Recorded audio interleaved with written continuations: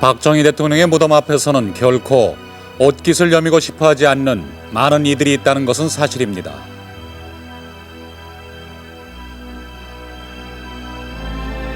그러나 그럼에도 불구하고 그의 무덤 앞에는 아직도 그를 기리는 분향의 행렬이 끊이지 않습니다.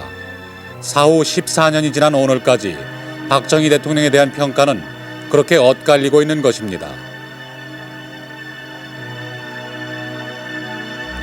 만일에 박 대통령이 10월 유신만 단행하지 않았더라도 그에 대한 평가는 좀 더 분명해질 수 있었을지 모릅니다.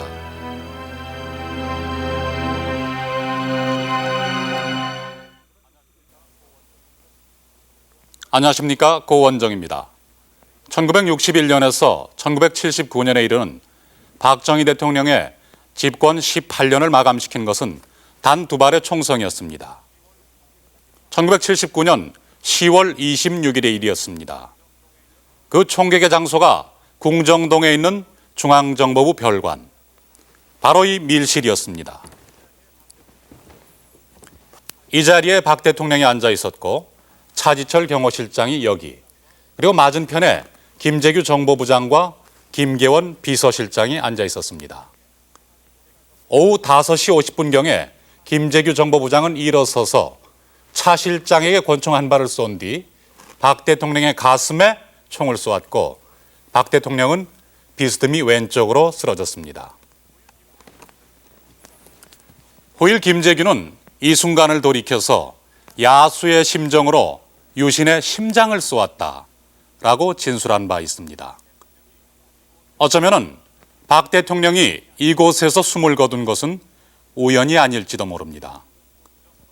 박 대통령이 쓰러진 궁정동 밀실이야말로 1972년 그해 유신에 대한 기초 작업이 은밀하게 이루어졌던 바로 그 장소이기 때문입니다. 모두 한 번씩 읽어보고 각자 의견을 말해보시오.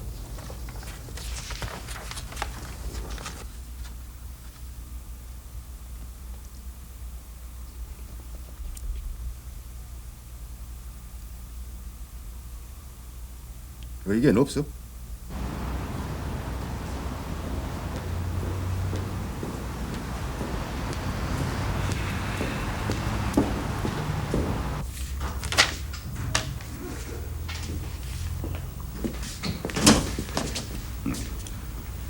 당무위원들한테 연락 다 됐습니까? 계속하고 있습니다. 당무회의 5시입니다. 이유가 뭐냐고 묻고 있습니다. 총재님 지시사항이라고 하세요. 네, 알겠습니다.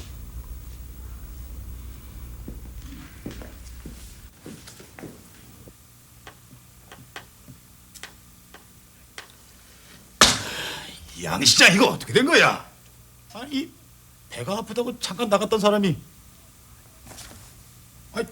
2시간 반이 넘었잖아요.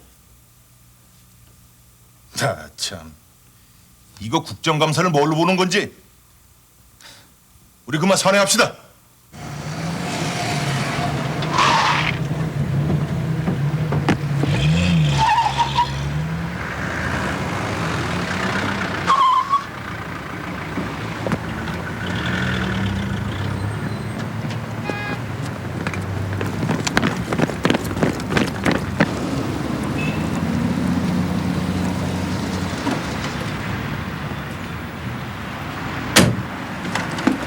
못 들어갑니다. 나 문공위원장 양찬이야. 안 됩니다. 양장군이라니까. 정치가 당무에 늦었어. 안 됩니다. 죄송합니다.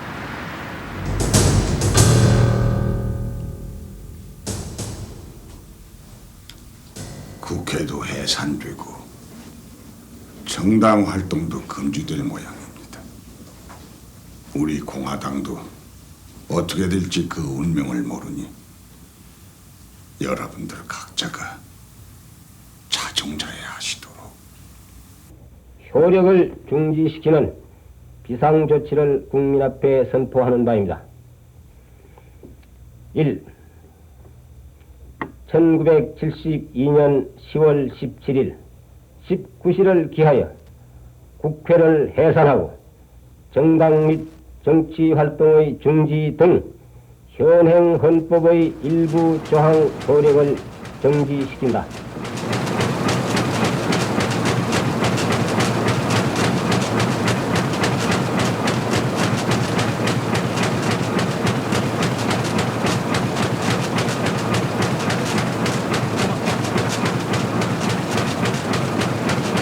이리하여 국민 생활의 선도적 위치에 있는 자들이 무질서와 갈등과 혼란만을 부채질하는 결과를 안겨다 주었다. 이것은 분명한 민주주의 악용이며 근본적으로는 우리에게 전혀 맞지 않는 민주주의 제도에서 기인이다. 불러라야! 남의 나라 흉내를 낼 것이 아니라 우리 한국에는 어디까지나 맞는 한국적 민주주의가 필요하다. 이것이 질서와 안정 속에 우리의 능력을 최대한으로 발휘하면서 굳건한 단합으로 천하를 이루어 이를 바탕으로 국력을 일러 나가는 최선의 길이 되었다.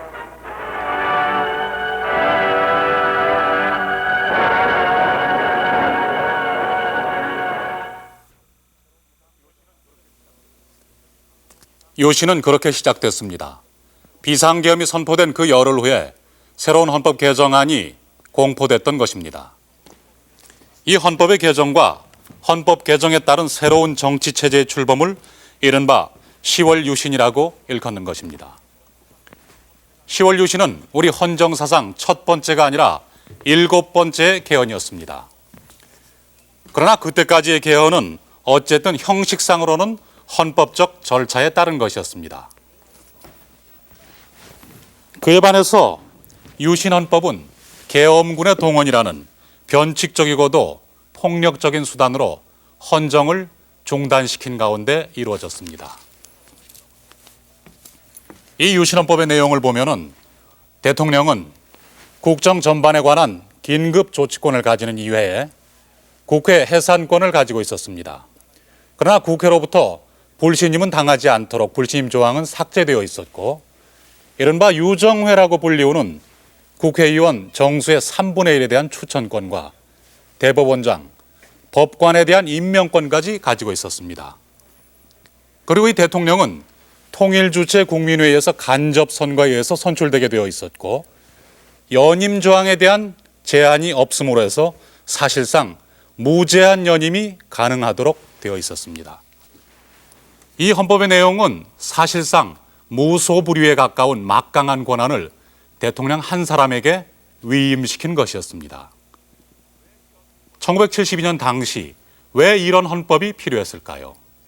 그리고 제2의 쿠데타에 비유되는 이 엄청난 체제 변혁을 추진해온 주체 세력은 과연 누구였을까요? 시간을 돌이켜서 그해 5월로 돌아가 보겠습니다.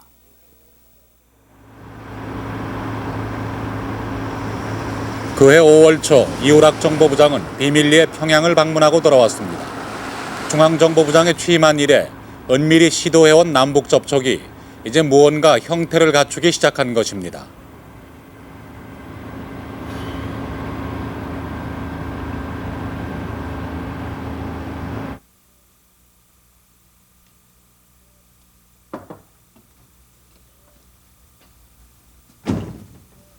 카카, 이제 들어왔습니다. 이 부장 반갑소. 무사히 돌아왔구려. 카카의 염려들입니다. 회담 결과 남북조절위원회 구성 문제도 합의를 보았습니다. 수고했어. 앉으시오.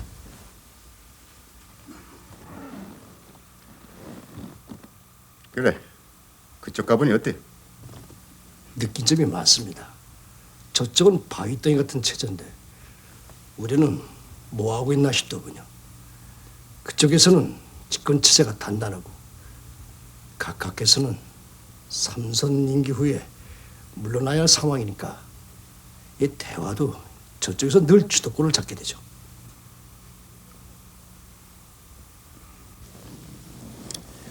이 체제를 고쳐서라도 남북 문제만큼은 우리도 국론 통일시켜야 할 것 같다는 생각이 들었습니다.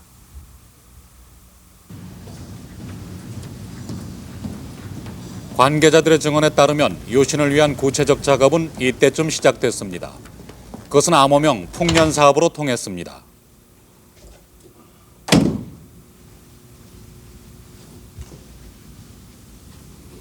앉읍시다.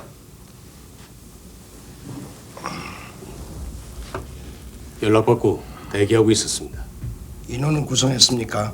네, 네 사람에게 이미 지시했습니다.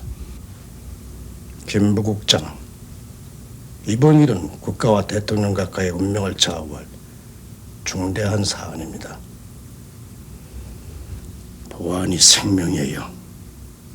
작업이 끝날 때까지 당신 팀들은 궁정동 별관에 들어가 있으시오. 네, 알겠습니다.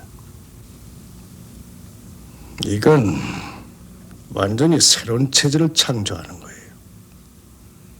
여당이니 야당이니 쓸데없는 정치 투쟁을 지향하고 각하께서 마음 놓고 일하실 수 있도록 한번 만들어 드립시다. 최선을 다해서 가장 능률적인 체제를 연구해내겠습니다. 근데 말이야, 저 강양군 이후락 부자의 며칠 전에 오더니 이민을 가겠다고 그래. 그래서 나는 우리나라 제2인자격으로 돼 있다시피 한 중앙정보부장이 이민 가게 되면 무슨 변이 난다고 깜짝 놀랐어요. 그래서 왜 이민 가겠답니까? 그랬더니 조금 이따 빙긋이 우시더니 이번에 이북 가서 김일성이라든가 김일성 체제를 쭉 보니까 남북 회담을 시작을 했는데 도저히 지금 남한 체제 가지고는 당연할 도리가 없다. 앞으로 장기간 동안 대통령과 같은 분이 통치를 해야 되겠다. 그렇지 않고는 안전하게 국가에 있을 수 없다. 이런 뜻으로 얘기를 하시더군요. 그러니까 그것이 아니면 이번 부장은 여기 불안전한데 내가 와 있겠냐 이런 얘기. 당시의 남북 접촉이 결코 돌연한 일은 아니었습니다. 60년대 말부터 세계는 급속히 해빙 무드에 접어들고 있었습니다. 72년 2월 미국의 닉슨 대통령이 중공을 방문한 것이 한 상징이었습니다. 미소 양극 체제가 화해를 모색하면서 미국은 한국 정부에도 남북 대화를 적극 권유해 왔습니다.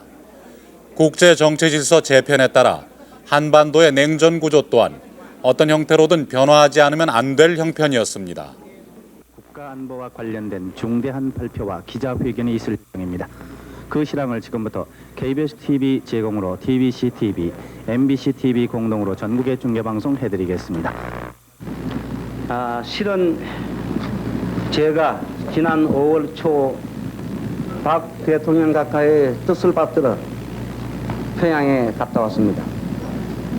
71년 11월부터 시작된 남북 간의 마쿠 접촉은 이후락 부장의 평양행과 박성철의 서울 방문 이후에 마침내 7.4 공동성명으로 공개됩니다. 그 충격은 실로 엄청난 것이었습니다. 남북 공동성명 첫째, 통일은 외세에 의존하거나 외세의 간섭을 받음이 없이 자주적으로 해결하여야 한다. 지금 김태희 단장이 지금 내려오고 있습니다. 네, 김태희 단장의 모습이 보였습니다. 지금 한문각 천천히 지금 계단을 내려오고 있습니다. 조선민주주의인민공화국 저10차회 대표단은 방금 경계선을 넘어 이곳에 도착하였습니다. 기척이 천리라. 언제나 적이라 불리워왔던 북한과의 벽이 순식간에 허물어진 듯 보였습니다. 통일이 바로 눈앞에 다가온 듯한 감격이 온 나라를 휩쓸었습니다. 그러나 남북 대화에 대한 국민들의 기대가 정말 대단합니다. 지금까지 공산당과 대화해서 성공한 이해가 없어. 저쪽에서 노리는 건 척화 통일일 뿐이고. 그러나 저쪽에서도 7.4 공동성명에 응하지 않았습니까? 그걸 모르겠어. 김일성은 대화로도 적화 통일을 이룰 수 있다고 생각하는 게, 그게 여의치 않다고 생각되면 우리에게 책임을 뒤집어 씌우고 틀림없이 회의를 중단하고 말 거야.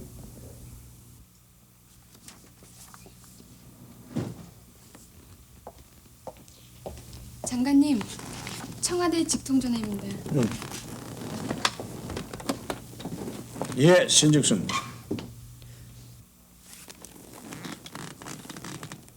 예. 예. 예?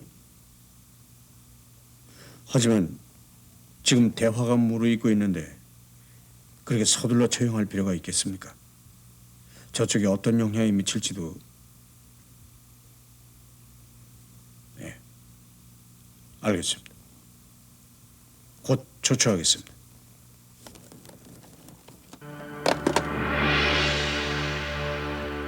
사형 선고를 받고 복역 중이던 김규남 등 간첩들은 남북 공동성명의 우호 분위기에도 불구하고 오히려 서둘러 처형되었던 것입니다.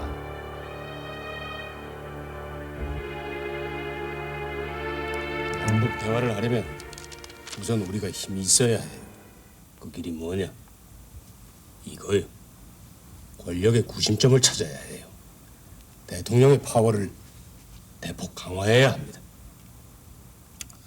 지금처럼 상권 분립화해서라면은 그 대통령이 단지 행정부의 수반에 지나지 않습니다. 대통령이 국가적인 권력을 행사하기 위해서는 입법, 사법, 행정 전반에 걸친 초법적인 권한을 헌법에서 부여해줘야 합니다. 역시 프랑스의 특권헌법 16조를 보십시오. 유사시 대통령에게 비상대권을 부여하고 있습니다. 근데 이거 국회에서 들고 나오면 골머리 아픈 거 아니요? 대통령에게 국회 해산권을 주죠. 대통령이 국회를 장악하려면 인도네시아의 수하라트 헌법처럼 일정 수 이상의 국회의원을 직접 지명하는 것이 좋습니다. 그거 좋고. 주로 이 특권헌법 참고를 많이 했어요. 했는데 그 흉내만 냈지 말이지. 정세는 조금 다르지. 이 대통령 간선죄 정당 빼버린 거 같은 거 봐. 이런 데가 달라요.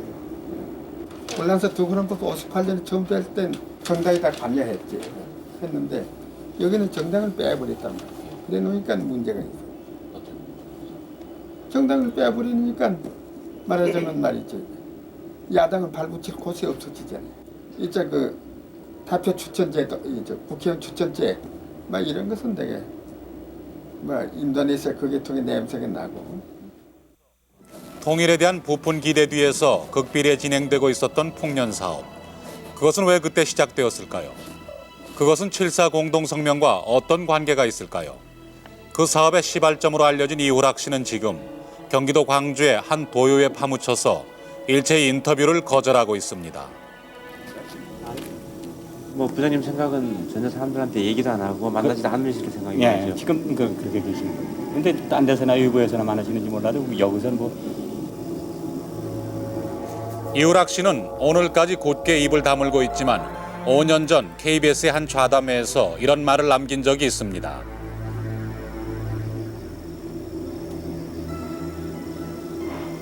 여기 한 가지 분명한 것은 뭐 많은 사람들이 시골 유신하기 위해서 남북회담 했다 하는데 이거는 순서가 다릅니다. 실제 남북회담은 전쟁의 위험을 해결하고 통일을 위해서 대화해보자 하는 데서 출발했고요. 그러다가 이제 대화를 해보니까 도저히 이 체제 같은 거 대화가 안 된다.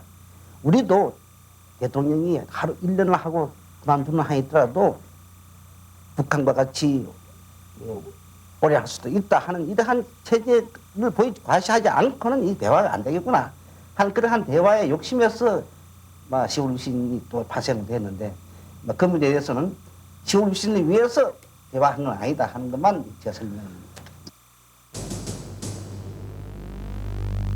7.4 공동성명이 정권 연장에 이용되고 있을지 모른다는 우려는 당시부터 있었습니다.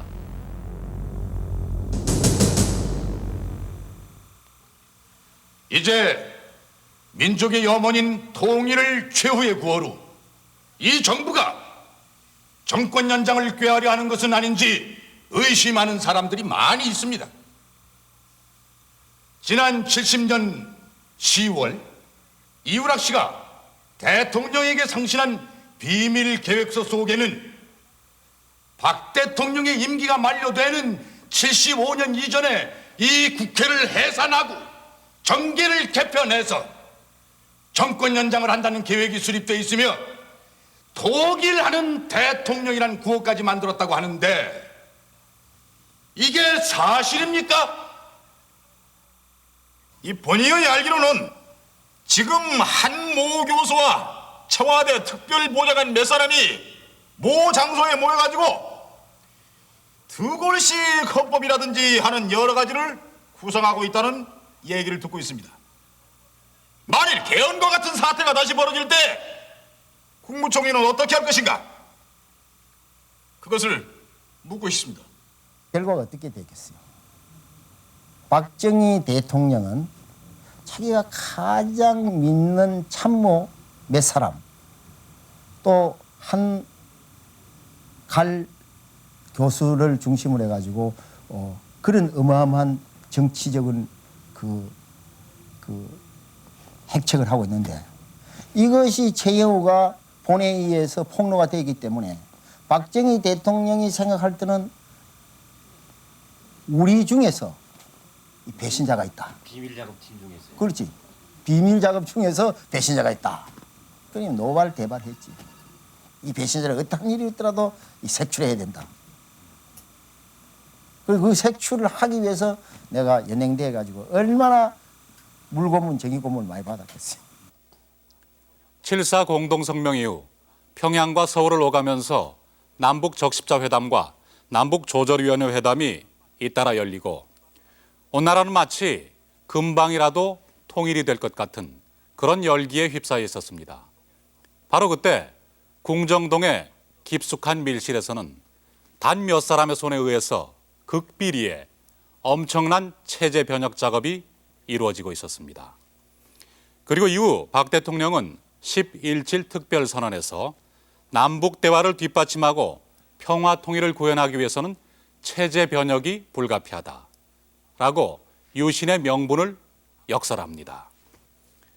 당시 통일 선풍의 주역은 두말할 것도 없이 단연 이호락 씨였습니다. 그의 말처럼 남북 대화가 유신의 동기였다면은 그가 풍년 사업에서 주도적인 역할을 한 것도 그리 이상한 일은 아닙니다. 그러나 과연 남북 대화가 유신의 동기였을까요? 어쩌면은 당시의 남북 대화보다도 유신의 구상이 실은 훨씬 더 먼저 시작되고 있었는지도 모릅니다.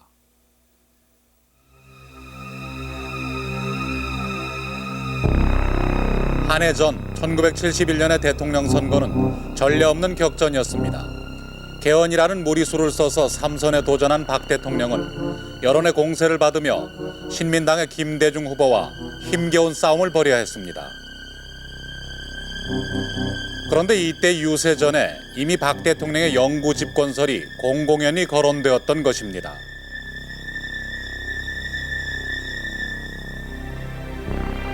공화당은 지난 개헌 때 이미 박정희 씨를 남북 통일될 때까지 대통령으로 시키려고 했으나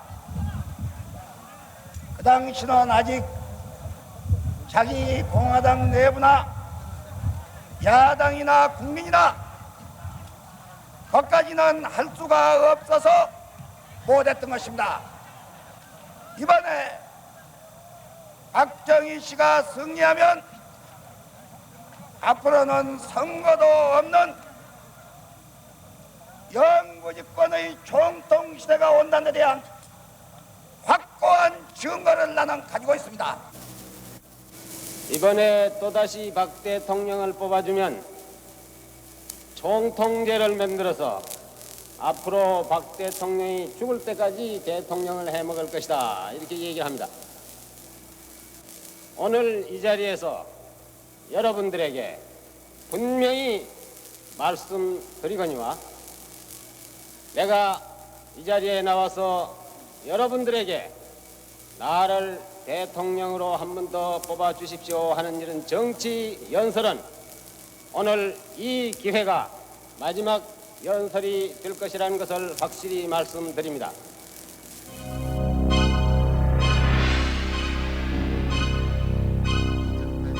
마지막이란 호소에 힘입어 박정희 후보가 승리했으나 그 승리는 씁쓸한 것이었습니다. 김대중 후보와의 표차가 고작 94만 7천여 표에 지나지 않았던 것입니다.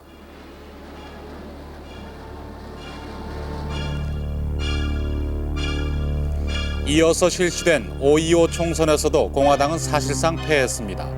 의석 204석 중 113석을 공화당이, 개헌저지선을 20석이나 초과한 89석을 신민당이 차지함으로써 균형 국회를 이룬 것입니다.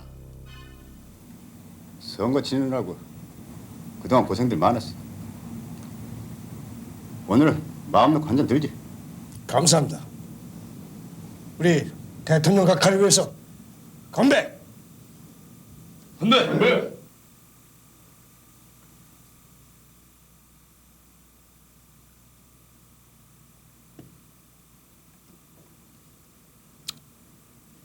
그런데 말이야, 이런 선거 이거 2번만 했다간 나라가 결단 나겠어. 생각해보라고. 군중이 수십만 명씩 모여 있는데 이북 애들이 우리나라 경찰복 같은 거 하나 입고 수류탄 애를 터뜨리면은, 그런데 꼭 이런 식으로 뽑아야 하나? 선거란 게 사실은 여러 가지 면에서 부담은 크죠. 국력의 낭비도 있고 흔히들 민주주의를 위한 대가라고들 하지 않습니까? 민주주의? 이봐, 전애들 이 지구상에 민주주의 하는 나라가 몇이나 되는 줄 알아? 16나라밖에 없어. 보라고. 북미에 미국과 캐나다, 아시아 쪽엔 일본, 뉴질랜드, 호주, 중동과 아프리카엔 눈을 씻고 봐도 없고, 그리고 나머지가 유럽이야. 좀 부한대 돈을 쓰지, 전 공무원이 총동원해서 선거운동을 하지, 또 투표 개표하는 과정에서 좀 알게 모르게 여러 가지 그 부정을 했지. 그럼에도 불구하고 표차가 그렇게 크지 않았다 이거예요.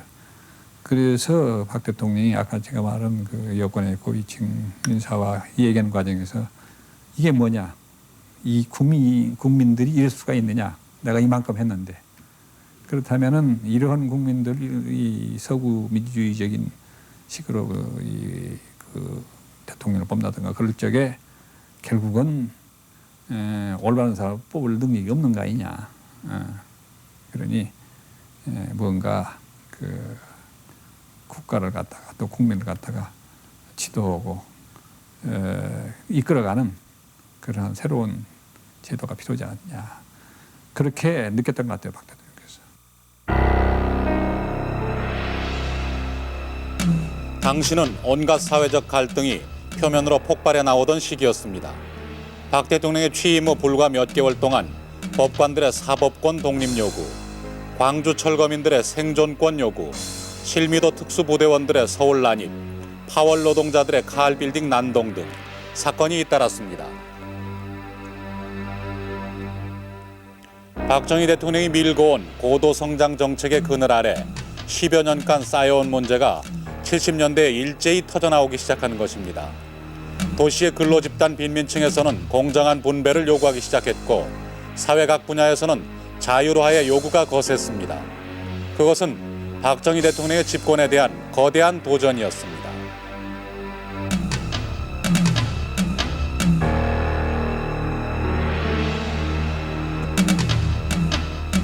도전은 당 내부에도 있었습니다. 당시 국무총리였던 김종필 계열의 오치성 내무가 당 요직의 4인 체제, 김성곤, 백남옥, 길재호, 김진만계의 지방 공무원들을 대거 숙청함으로써 문제는 시작됐습니다.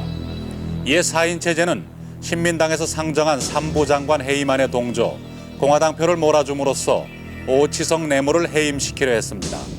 해임안을 저지하라는 박정희 총재의 명을 거역한 것입니다.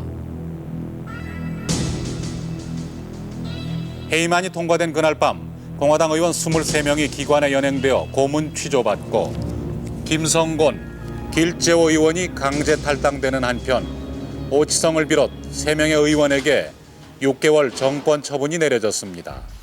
항명을 기화로 주류, 비주류 할 것 없이 중간 실력자들을 모조리 제거해버린 것입니다. 난 대통령으로서 여러분들에게 펴달라고 이 부분은 이것이 마지막입니다. 했으니까 다시는 입법 안 하는 걸로 하고 펴달라고 안 하는 걸로 해야 된다 말이지. 그러면 어떻게 되느냐? 그럼 총통제 같은 것이 필요하다. 해서 그 본격적인 장소가 대만이니까 대만으로 사람을 파견해서 그 제도를 조사를 해가지고 우리에게 맞는 적절한 제도를 창안하는 것. 그거 일이 하나 있고 이것을 하는데 장애가 되는 세력을 몰락시키는 게 하나 있고 이 두 가지 일이 있었을 것이다. 몰락시키는 방법이 뭐냐? 자멸하게 하는 것이다. 그런 작전으로 나간 거다. 그 자멸하는 방법이 뭐냐? 이런 사람들의 그 손발이 되고 있는 각 지역에 퍼져 있는 공무원들, 고급 공무원들, 이 사람들을 일제히 청소하는 작업을 박 대통령 친필로 구체적인 이름까지 전부 적어가지고 내무장관에게 주고 그것을 주기 위해서 내무장관을 새로 임명했다. 그것이 오치상이다.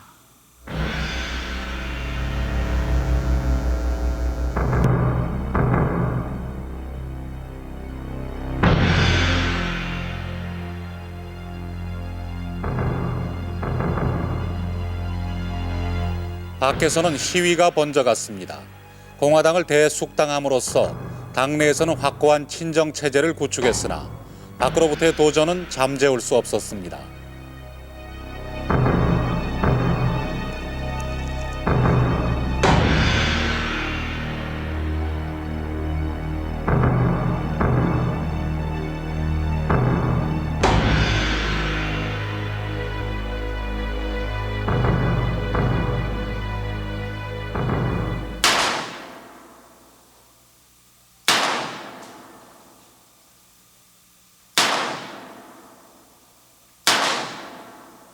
박정희 대통령의 선택은 두 가지밖에 없었습니다. 자신이 물러나거나 아니면 더 큰 강압책으로 맞서거나.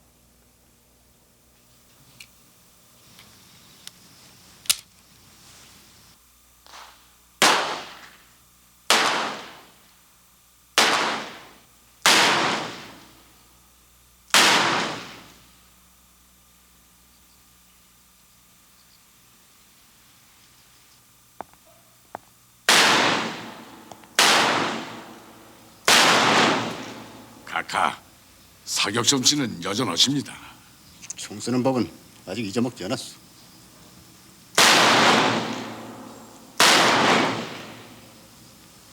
어수선할 땐 이게 정신 집중에 좋아. 카카, 너무 심려하지 마십시오. 걱정이 왜 안 되겠어? 이렇게 사회가 혼란한 틈에 공산당이 밀고 내려와 봐요. 미국도 우리에게서 손을 빼려고 하는 판에.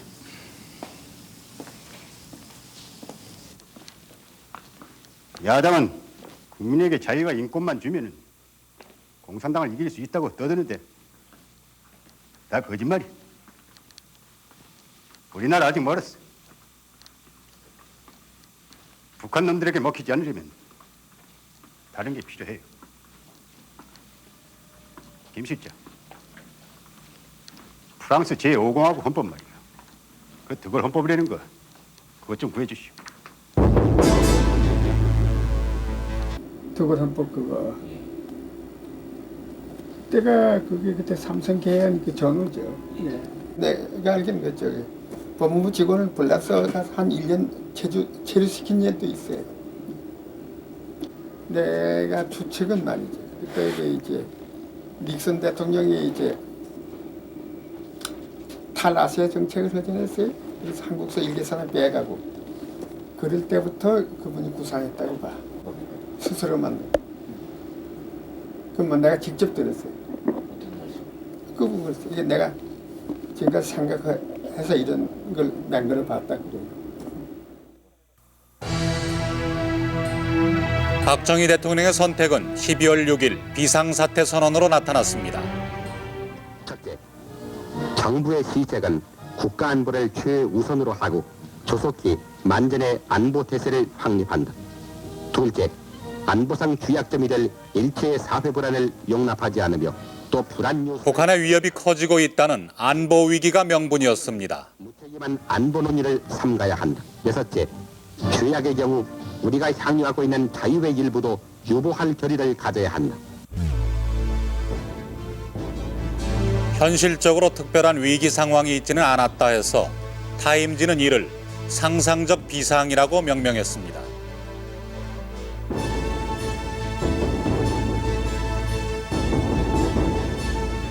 공화당은 비상사태 선언의 법적 근거를 만들기 위해 12월 21일 국가보위에 관한 특별조치법을 소급 입법하기로 했고, 신민당은 이를 막기 위해 21일부터 본회의장을 점거하고 농성에 들어갔습니다. 그러나 공화당은 12월 27일 새벽 3시 국회 제3별관으로 본회의장을 옮겨 공화당 단독으로 이 법안을 통과시켜버립니다.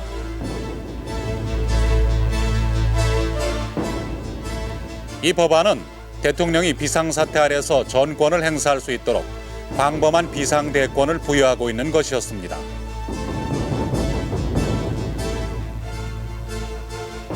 밤 2시인가 3시인가 잘 기억은 나지 않습니다만도 백두진 의장께서 또 제3별관에서 공화당 출입기자 3사람을 입회시켜서 역시 모든 절차를 승낙하고 3분 만에 통과시켰습니다.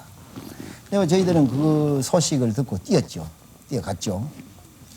요소에 무술경관을 배치하니까 뭐 저희들이 몸싸움은 바위에 부딪히는 한 가지라요.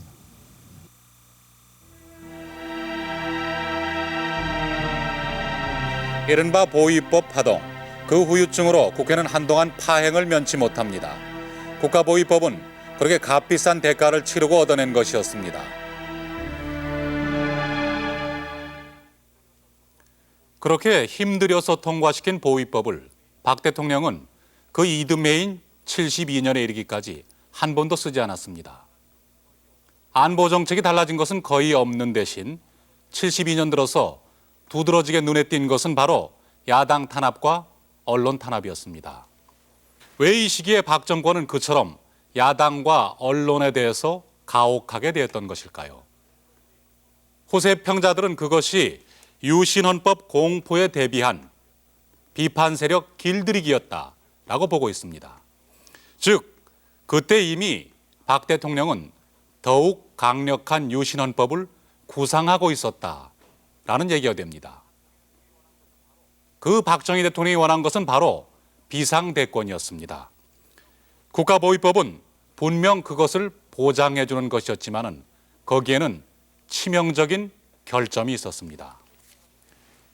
보위법의 비상대권은 헌법에 근거하고 있지 않기 때문에 한시적인 조치일 수밖에 없다는 점이었습니다.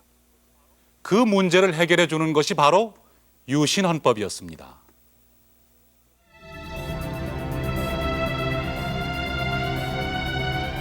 유신헌법의 필요성은 남북대화 과정에서 생겨난 것은 아니었습니다. 단지 그 시기에 구체적인 작업이 시작되었을 뿐입니다. 공정동 밀실에서 만들어진 유신의 마스터 플랜은 8월께 중앙정보부의 김치열 차장과 신직수 법무장관에게로 넘어갑니다. 이제 청와대에서 가져온 게 벌써 프레임이 짜여 있습니다. 프레임은 지금 기억에는요, 대통령 선출 방법, 헌법에는 뭐 처음에 전문이 있고, 그 다음에 기본권이 있고, 그 다음에 이제 대통령, 뭐 국회, 대법원, 뭐 감사원, 뭐 이렇게 쭉 이제 순차적으로 이제 조문화돼 있죠. 조문화돼 있는데 제일 이제 그 개발도상국가 또는 능률적인 그 통치를 위해서 대통령이 특단의 조치를 취하는 대통령의 권한, 이러한 것이 주로 이제 그 문제가 많이 되지요. 뭐 굉장히 뭐 업무량이 많고 뭐 창조적인 말은 뭘 했는 같이 이렇게 느껴지는데 원칙이 정해져 왔으니까 뭐 그거를 법문화하고 뭐 조문으로 이게 그 앞뒤가 정리가 되고 뭐 그런 거죠 뭐. 통일의 부푼 꿈은 유신의 방패가 되기에 충분했습니다. 계엄령의 선포 날짜도 10월 12일 남북조절위원회 제1차 회담이 열려 통일 무드가 고조될 대로 된 그 닷새 뒤로 잡았습니다. 박 대통령이 11월에 일본을 방문한다는 소식까지 흘려 철저히 계획을 위장한 가운데 유신의 카운트다운에 들어간 것입니다.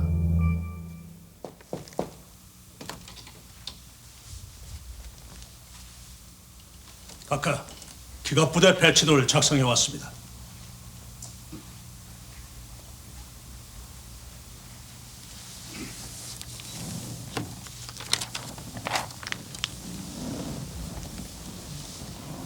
계엄령이 발표되기 1시간 전 군이 출동할 예정입니다. 기갑부대는 여기와 여기 배치될 겁니다.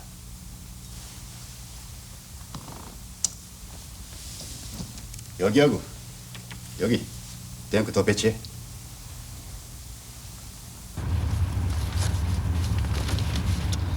이번 군 감사는 김포 해병여단이 마지막이죠. 그렇죠. 어쨌든 이번 국정감사는 정말 국정감사답게 해보는 것 같습니다. 오랜만에 국회가 제 할 일 하는 거죠. 의견 없어?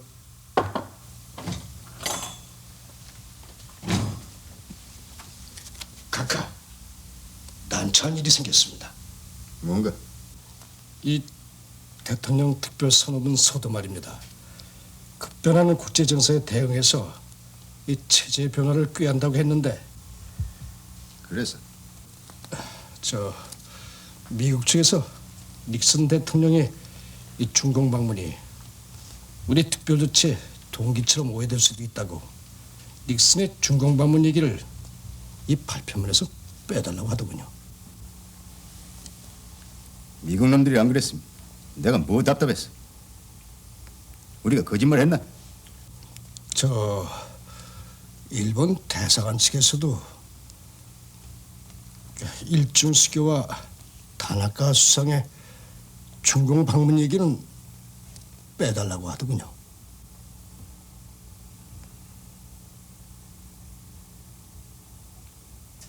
혼내 느끼는 곤약구다.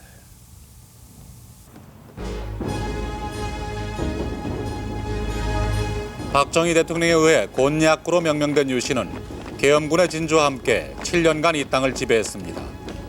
의욕적이었던 국정감사는 중단되고 그것이 다시 부활할 때까지는 16년이란 시간이 필요하게 됩니다.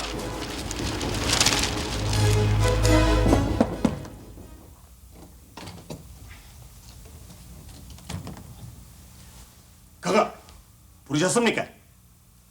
앉으시오. 예.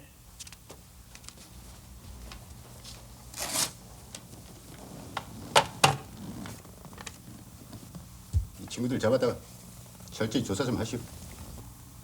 아니, 이건 야당 국회의원들 아닙니까? 문제가 많은 친구들로 보여. 계엄하라고 하지만은 정치인들을 대거 잡아들인다면은 보복이라는 인상을 줄 염려가 있지 않겠습니까? 각하, 이 중에서 온건한 몇 사람은 빼는 것이 어떨런지요? 윤길중, 박한상, 이기택이, 김상현이, 이세규 정도는 빼도 괜찮지 않겠습니까? 이세규만 절대 안 돼. 연행된 야당 의원은 13명. 그중에서도 박 대통령의 군 후배로 김대중 편에 섰던 이세규는 괘씸죄 제1호였습니다. 현여이건 예비여이건 장군은 장군이다. 옛날 같으면 내가 너희들 상관인데 야당이 아니라 설령 적군의 포로라 해도 장군에게는 이렇게 대하지 않는다. 저희들이야 무슨 죄가 있겠습니까? 위원님, 제발 11.7 조치에 지지 성명만이라도 해주십시오. 난 할 수 없다.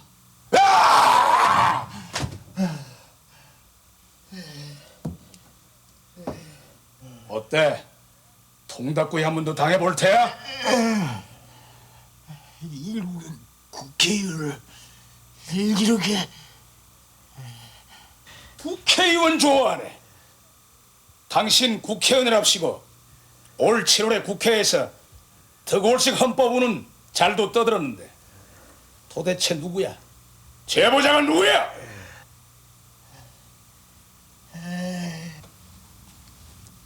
각하, 한태인 교수와 갈봉근 교수께서 오셨습니다. 어서 오십시오. 특별 선언문은 들으셨죠? 두 분께 도움을 좀 청해야겠습니다. 앉으시죠. 예.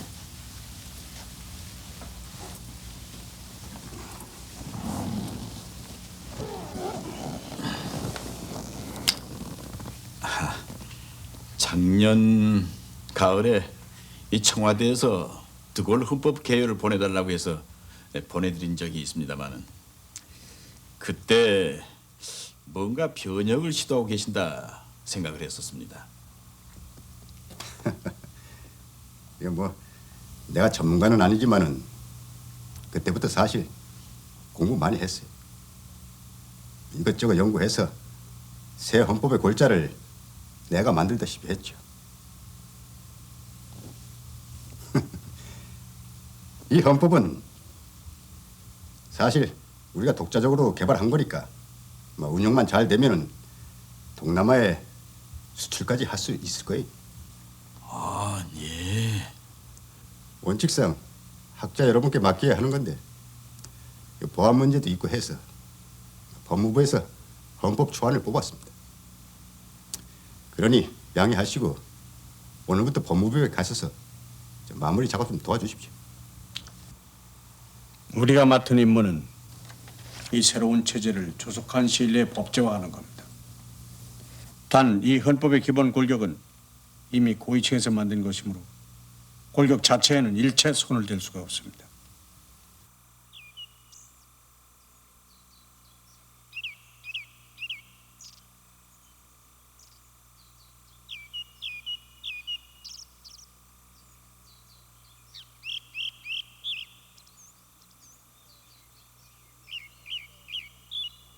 국가와 민족을 위해 도움되는 일이라면 소신껏 굽히지 않고 일해온 내 태도를 가리켜 야당은 독재자라고 말한다.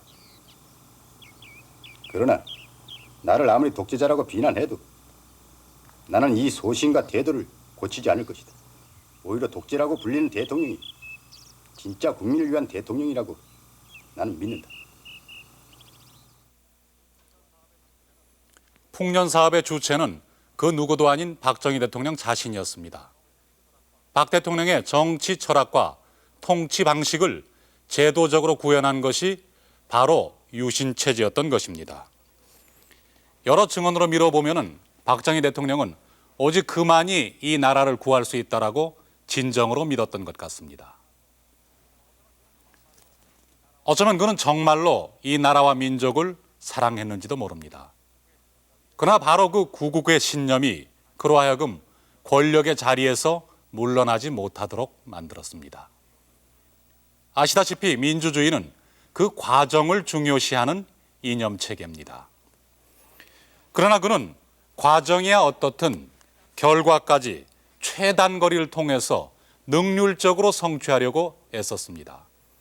그것이 바로 그를 유신이란 이름의 독재로 몰아갔고 그 유신체제가 이 땅에서는 한국적인 민주주의라고 불리웠습니다.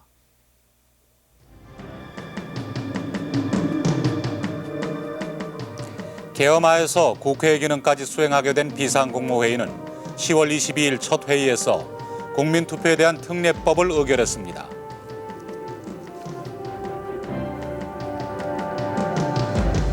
(10월 27일) 헌법 개정안이 공고됐습니다.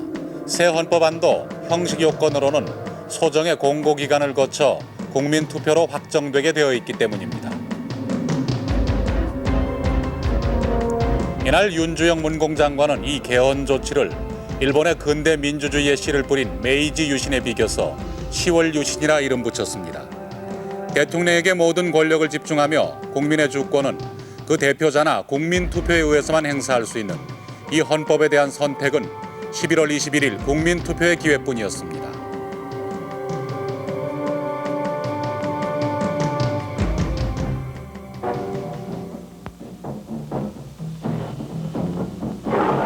잡아먹느냐 잡아먹히느냐의 숨가쁜 순간입니다. 이러한 처절한 싸움이 동물 세계에서 끊임없이 계속되고 있으면 생존 경쟁은 동물 세계에서만 볼 수 있는 것이 아닙니다. 국민 투표를 위한 대대적인 홍보 작전이 전개되었습니다. 이제 우리에게 절실히 필요한 것은 유신의 바탕이 되는 확고한 정치 기반입니다.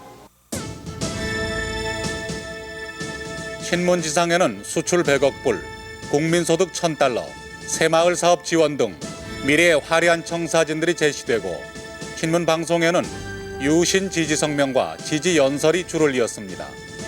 지방국민학교까지 유신으로 통일하자는 동요가 보급됐습니다.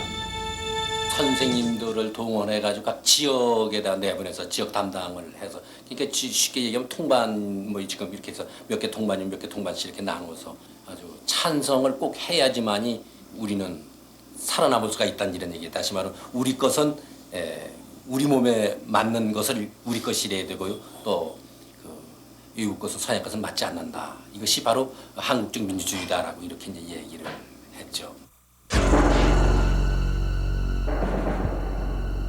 그러나 정작 유신 헌법안에 대한 찬반 행위는 철저히 금지되었고 유신에 대한 비판은 유언비어 유포로 계엄군법 회의에 회부됐습니다.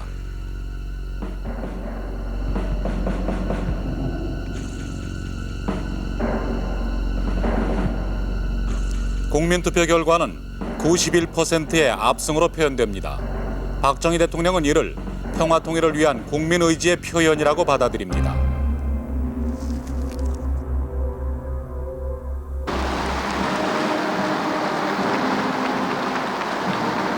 12월 23일 2359명의 통일주체 국민회의 대의원들은 유신헌법에 의한 최초의 대통령을 선출하기 위해 장충체육관에 모였습니다. 운명은 우리 스스로의 힘으로 개척하고 해결해 나가야 할 뿐 또 다른 길은 없는 것입니다. 우리가 분단을 자초하지 않은 이상 이 후보자는 단 한 사람 박정희 대통령이었습니다. 2359표 중 무효 2표를 제외하고 2357표를 얻어 8대 대통령에 취임하게 될 사람. 해야 하겠다는 강력한 우리들의 의지를 결코 저버릴 수 없을 것입니다. 따라서 이 요청과 의지가 곧 우리 민족이 그러나 박 대통령의 새날이 시작되는 그날 개회사 도중에 스탠드의 태극기가 저절로 쓰러졌습니다. 그 흉조는 후일 많은 사람들에 의해 다시 기억될 것입니다.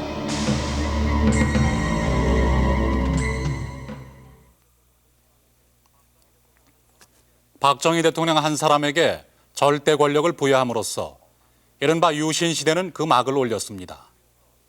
평화 통일을 위해서 국력을 조직화하고 능률화한다는 것이 그 명분이었습니다마는 유신 체제 확립 이후 남북 대화는 오히려 단절되고 말았습니다. 유신, 결과적으로 그것이 이루어낸 것은 평화 통일이 아니라 내부적으로 강력하게 통제된 사회였습니다. 풍년 사업이라고 불려졌던 유신 작업.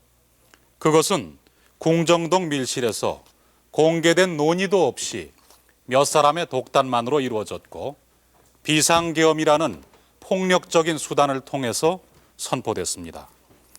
그 과정에서부터 분명하게 암시되었던 것. 그것은 오직 집권자 한 사람의 의지만이 일방적으로 하달되는 그런 사회였습니다. 민주라는 너무도 당연한 단어가 오히려 불온하게 여겨지고 어느 누구에게나 살얼음 같은 침묵만이 강요되던 시대. 유신과 함께 이 땅에는 참으로 기나긴 겨울이 시작되었던 것입니다. 다큐멘터리 극장에서는 다음 시간부터 유신 시대의 그 빛과 그늘을 하나하나 벗겨보도록 하겠습니다.